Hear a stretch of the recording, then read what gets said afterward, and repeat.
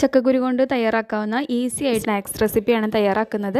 അപ്പോൾ ചക്കക്കുരു ഇതുപോലെ പെട്ടെന്ന് ചതച്ച് അതിൻ്റെ തൊലിയെല്ലാം കളഞ്ഞെടുക്കുന്നുണ്ട്. നമുക്കിത് പ്രഷർ കുക്കറിൽ വേവിച്ചെടുക്കണം. അതുപോലെ പൊട്ടറ്റോ വേവിച്ചെടുക്കേണ്ടതുണ്ട്. ഇതിലേക്ക് മുളക് പൊടി, മഞ്ഞൾപ്പൊടി, ആവശ്യത്തിന് ഉപ്പ് ചേർത്ത് അല്പം വെള്ളം കൂടെ ചേർത്തിട്ടാണ് നമ്മളിത് വേവിച്ചെടുക്കുന്നത്. പിന്നെ നമുക്ക് വേണ്ടത് സവാള, പച്ചമുളക്, വെളുത്തുള്ളി, ഇഞ്ചിയാണ്. ഇത് ചെറിയ പീസായിട്ട് കട്ട് ചെയ്തെടുക്കുന്നുണ്ട്.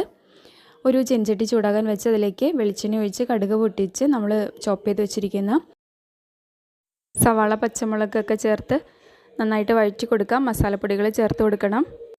ഈ മസാല മിക്സിലേക്ക് വേവിച്ച് വെച്ചിരിക്കുന്ന ചക്കക്കുരുവും പൊട്ടറ്റോയും ചേർത്ത് നന്നായിട്ട് മിക്സ് ചെയ്ത് ഉടച്ചെടുക്കാം.